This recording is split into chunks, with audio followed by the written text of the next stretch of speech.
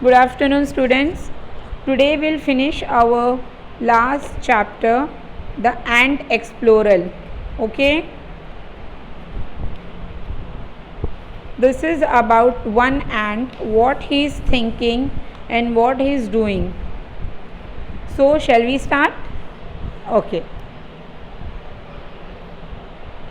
Once the little sugar ant made up his mind to roam to far away from home. He had eaten all his breakfast and he had his माँ consent. Consent means permission लेना. Okay. To see what he should chance to see, and here's the way he went. Up and down a fern frond, round and round a stone, down a gloomy gully where he loathed to be alone, up a mighty mountain range 7 inches high, through the fearful forest grass that nearly hid the sky, out along a bracken bridge bending in the moss, till he reached a dreadful desert that was feet across.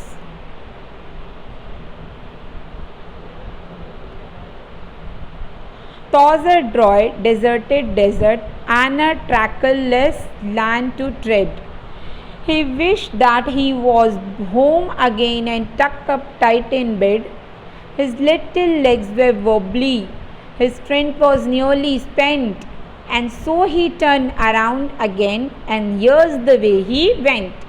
Back away from desert land, feet and feet across, back along the bracken bridge bending in the moss, through the fearful forest grass jutting out the sky, up a mighty mountain range 7 inches high, down a gloomy gully where he loathed to be lone, up and down a fern ford and round a stone.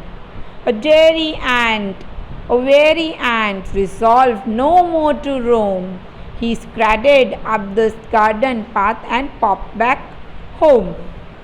Now इसमें and क्या बोल रही है कि मैंने अपना mind क्या set किया है, मैंने सुबह मॉर्निंग में डिसाइड किया है कि मुझे क्या करना है, घूमना है. कहाँ घूमना है? घर से बहुत बहुत बहुत बहुत दूर जाके. जब हम कभी अभी लॉकडाउन में बोर हो गए थे ना, तो हम सोचते थे ना कि चलो कहीं दूर जाके घूम के आते. उसी तरह एंट ने डिसाइड किया है कि मैं कहीं घूमने जा रही हूँ. उसने मॉर्निंग में ब्रेकफास्ट खाया और अपनी मम्मी से परमिशन लिया कि मम्मी मैं जाऊँ. जैसी वो घर से निकलते चलते उसे रास्ते में पौधे, पेड़, पत्ते ये सब मिलने लगे और वो चलती जा रही है. Up and down a front मतलब वहाँ पे ऊपर जा रही है, रास्ता आ रहा है, फिर नीचे उतर रही है, फिर ऊपर जा रही है, फिर नीचे उतर रही है. तो रास्ते में पूरे झाड़ है, पत्ते है ना. और क्या लिखा है? डाउन अ ग्लूमी गुली वे ही लोडेड टू बी अलोन. अभी वहाँ पे कुछ ऐसे रास्ते आए हैं कि जहाँ पे उसको अच्छा नहीं लग रहा है, वो अलोन फील कर रही है. जो माउंटेन्स है वो 7 इंचेस हाई है. Out along a bracken bridge bending in the moss. Now एक ब्रिज ऐसे टेढ़ा होके बना हुआ है, उसके साथ में वो चल रही है.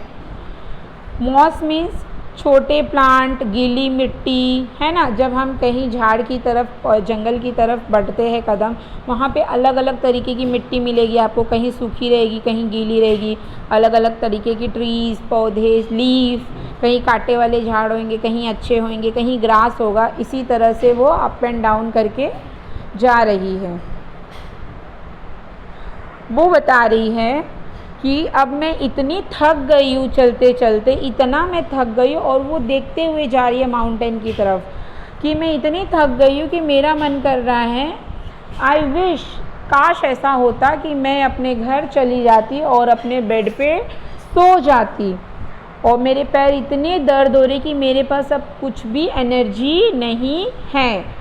सो उसने क्या डिसाइड किया, she'll turn around again to the way of home. वो अपने घर की तरफ वापस उसी रास्ते से टर्न होके चली जाएगी, वो आगे नहीं बढ़ेगी। जो रास्ते से वो आई थी उसी रास्ते से वो वापस जा रहा है। Back away from desert land feet and feet across. Desert land मतलब सूखी हुई जो ज़मीन है जहाँ पे सिर्फ थोड़े थोड़े घास है, वहाँ से वो क्रॉस करके वो ब्रिज अलॉन्ग उसके साथ में चल के, और फिर जहाँ पे गीली मिट्टी थी, लीफ थे, ट्रीज थे, वो सब भी वो क्रॉस करके, mountain range of heavy 7 inches high mountains cross करके, and again she is feeling alone. So same way she is going through all the time and at last finally she is unhappy. जब वो घर पहुँची, क्योंकि वो पूरा घूम ही नहीं पाई, because yes, the path was so difficult to roam, so she came back again to home and she was very unhappy and discouraged। और वो इतना डिफ़िकल्ट था उसको जाने के लिए कि उसे घर आना पड़ा। यस, जब हम कहीं सोचते हम कहीं घूमने जाएंगे, अगर हम आसानी से उस जगह पे पहुंच जाते हैं तो हमें अच्छा लगता है। बट अगर हमें उसके अभी सपोज़ आप यहाँ से निकले, अगर सडनली इतना बारिश होने लगा, तूफ़ान आने लगा, आप कहीं वेट कर रहे हो और आपको ना बस मिल रही है ना ऑटो मिल रही है, फिर आप क्या सोचोगे, इससे अच्छा तो हम घर पे ही होते, हम क्यों निकले घर से बाहर, है ना। तो इसीलिए एंट ने भी वही सोचा और वो वापस आ गया।